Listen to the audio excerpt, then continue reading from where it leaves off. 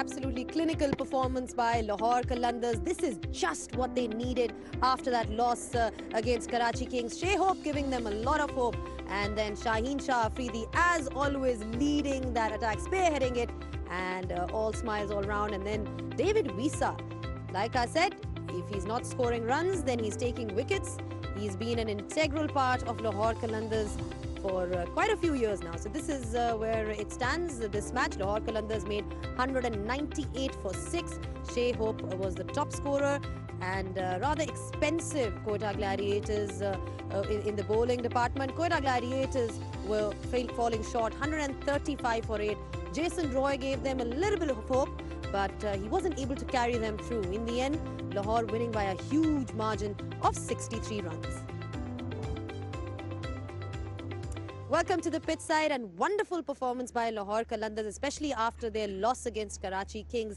Everything was perfect for them, flawless with the bat and the ball. And when we talk about their bowling, I've got a very, very special guest next to me here with us in the studio. Rashid Khan joins us with Bazid Khan. The two Khans are here. Rashid, आप अभी बता रहे थे कि आप लगातार 3 matches खेल कर आ रहे हैं, तो ब्रेक नहीं लेते मुझे लगता है, क्योंकि मुझे लगता है आप सारा साल जो है बस खेलते रहते हैं। वेल एक्चुअली बहुत कम ही ब्रेक मिलता है। इस साल तो थोड़ा क्रिकेट ज़्यादा भी हो गया, और जो लीग्स अराउंड द वर्ल्ड है और फिर इंटरनेशनल ड्यूटी भी होती है, तो थोड़ा ज़्यादा हो गया। अभी अपकमिंग जो 5-6 महीने है वो भी थोड़ा बिजी है। वर्ल्ड कप है, एशिया कप है, उसके बाद तो थोड़ा बिजी स्केजूल है। लेकिन क्या है कि एज अ प्रोफेशनल प्लेयर ख़ुद को फिट करना रहता है, और जो रिक्वायरमेंट है लॉन्ग क्रिकेट खेलने की, आई फील लाइक कि उसको जहन में रख के उसके हिसाब से फिर जाता हूँ। बैटर्स को भी ब्रेक नहीं देते आप, हर बॉल स्टंप्स के अंदर। यही तो T20 की है। मतलब अगर आप बैट्समैन को थोड़ा फ्री हैंड दे दो यहाँ पे, स्पेशली T20 में, तो आपको फिर अगर एक बड़ी शॉट मिल लग गई तो अंडर प्रेशर आप ही होंगे। तो हमेशा कोशिश करता हूँ कि जितना भी उसको टाइट रखूँ ना, तो अच्छा। अच्छा, ये बताएं कि ऑब्वियसली लाहौर कलंदर्स में पहले भी हमने आपको देखा है, and you been part of the camp. बड़ा एक अच्छा सा माहौल है लाहौर कलंदर्स का। मैं देख रही थी कि जब आप आए तो उन्होंने किस तरह आपको रिसीव किया। जब आप टीम में आ रहे होते हैं, कभी ये एक फैक्टर होता है आपके दिमाग में कि हाँ, you know, when you are going to play leagues around the world, के अच्छे लोग हैं, मेरी इनसे दोस्ती है, I enjoy playing with them, ये फैक्टर आपका होता है? ये बहुत एक बड़ा रोल प्ले करता है आपकी क्रिकेट में। जब आप एक ऐसी फैमिली में जाते हो जहाँ पे आपको बिल्कुल वो महसूस ही नहीं होता कि आप कहीं दूसरी जगह आए हो। जब से मैंने लाहौर के लिए खेलना शुरू किया है, कभी ऐसे सोचा नहीं है। हमेशा दिल चाहता है कि यहाँ पे आओ, यहाँ पे ज़्यादा खेलूँ, और जितना भी ज़्यादा मैचेस हो इस टीम के साथ, और जितना इन्होंने मुझे प्यार दिया पिछले 2 साल से मैं खेल रहा हूँ उनके लिए, जितना प्यार दिया है, जितना सपोर्ट किया है मुझे, आई फील लाइक कि मैं बहुत ही खुशकिस्मत हूँ कि मैं लाहौर कलंदर के लिए खेल रहा हूँ। तो जिस तरह उन्होंने रिसीव किया और जो प्यार मुझे दे रहे पूरी टीम में, I think as I said कि मैं बहुत लकी हूँ कि मैं इस टीम में हूँ। बाजिद, ये बताएं कि राशिद खान को क्यों नहीं कोई पिक कर सकता, क्या रीज़न है? तेज बॉल तेज ही बहुत करता है, इतनी बॉल तेज करता है कि अगर आप पिक भी कर जाओ तो टाइम ही नहीं मिलता। अगर मैं किसी बॉलर का इसका मतलब कंपैरिजन करूं तो शायद वो अनिल कुंबले होगा, जितनी पेस से ये करता है।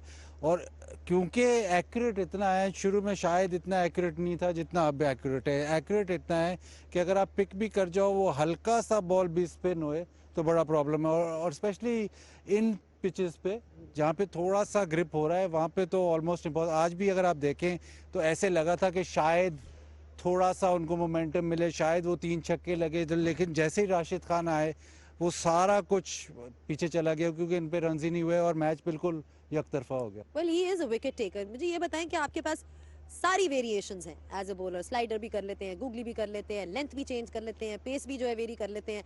तो सबसे ज़्यादा नेट्स में कौन सी डिलीवरी की प्रैक्टिस करते हैं, या आपकी प्रिपरेशन कैसे होती है गोइंग इनटू अ गेम?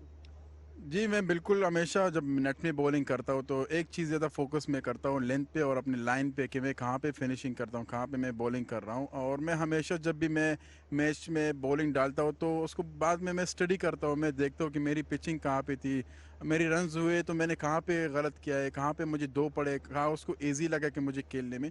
तो आई थिंक ये सारी चीज़ें जो है ना, हम क्रिकेट जब खेलते तो उसको आप पूरा टाइम भी दे ना, कि हम इधर आते हैं और नेट सेशन खेलते हैं बाकी टाइम।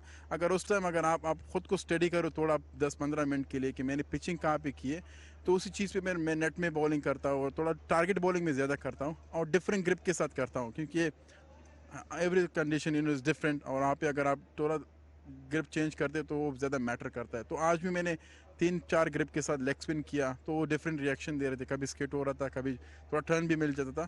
तो आई थिंक इसी माइंड के साथ, और फिर उसके लिए मैं नेट में जो है ना सारे ग्रिप के साथ ज़्यादा प्रैक्टिस करता हूँ। इतने सीक्रेट्स ना दें सारों को जो सुन रहे हैं, वरना वैसे जो इनकी क्वालिटी है, चाहे पता भी हो तब भी वो खेलना फिर भी मुश्किल है। जिस तरह के आज हमने देखा जेसन रॉय को प्रॉब्लम हो रही थी आपके खिलाफ।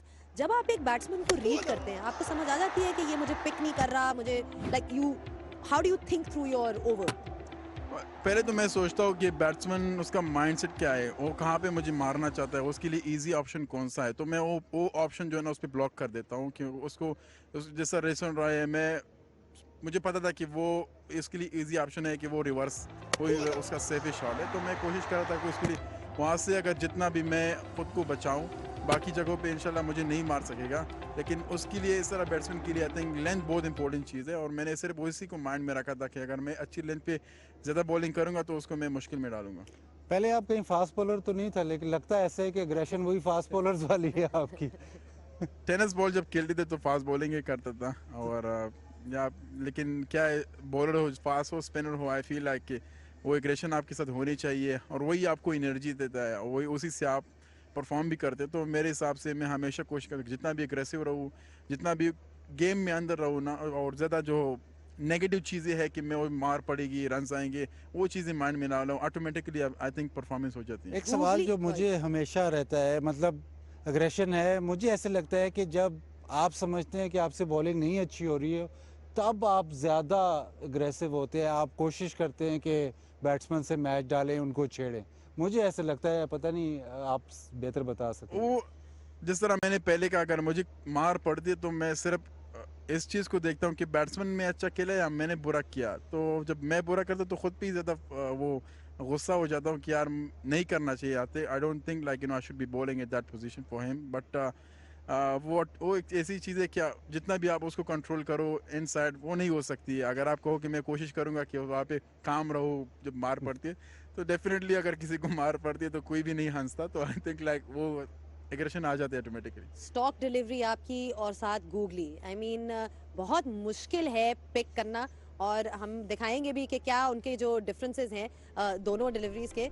तो ये जी इनकी लेग स्पिन है और ये गूगली है। बाज़द आप देख रहे हैं यहाँ से, कुछ समझ आ रही है कि नहीं? नहीं, कुछ खास समझ नहीं आ रही, बहुत ही हल्का सटल चेंज है, और स्पेशली वाइट बॉल में मुझे ये लगता है कि वाइट बॉल में और भी ज़्यादा है पिक करना। रेड बॉल में थोड़ा सा ज़्यादा टाइम होता है, तो शायद आप उसको रीड कर सकते हैं, शायद आप उसको रोक सकते हैं, शायद आपको ज़रूरत नहीं है अटैक करने की। लेकिन जब वाइट बॉल में ये वेरिएशंस आते हैं, तो चले आपने रीड तो कर लिया, लेकिन रीड करके आपने अटैक भी करना है, तो उसमें चांसेस बहुत ज़्यादा हैं आउट होने के, क्योंकि एक्यूरेसी मेन जो चीज़ है वो एक्यूरेट इतने हैं राशिद खान के।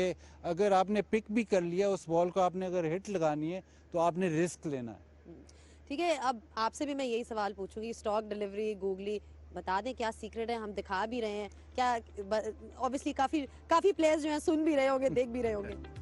जी कोई ख़ास नहीं है कि मैं, सबसे इम्पोर्टेंट चीज़ है कि आई थिंक जो रिलीज़ है और जो मेरा रेस्ट है, मैं ज़्यादा रेस्ट को यूज़ नहीं करता। बाकी लेग स्पिनर जो है ना रेस्ट यूज़ करते हैं, तो उसी से थोड़ा ज़्यादा बैट्समैन उसको पिक करते।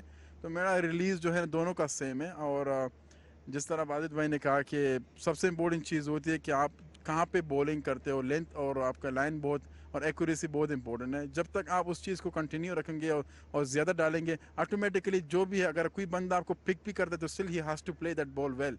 तो मेरे हिसाब से वही कॉन्फिडेंस जो है ना, उसी के साथ आपने बॉलिंग करनी होती है। Good ball is good ball against any one any condition. तो अगर उस चीज़ को आप ज़्यादा करोगे तो ऑटोमेटिकली आप ज़्यादा इफेक्टिव हो जाते हो। अच्छा, सोशल मीडिया पे जो है आप बहुत एंटरटेनिंग है, you have a personality, you entertain all your fans and followers. So how do you unwind? कैसे रिलैक्स करते हैं? कौन सी चीज़, you know, off the field, what's your sort of hobby? Well off the field कुछ ज़्यादा नहीं।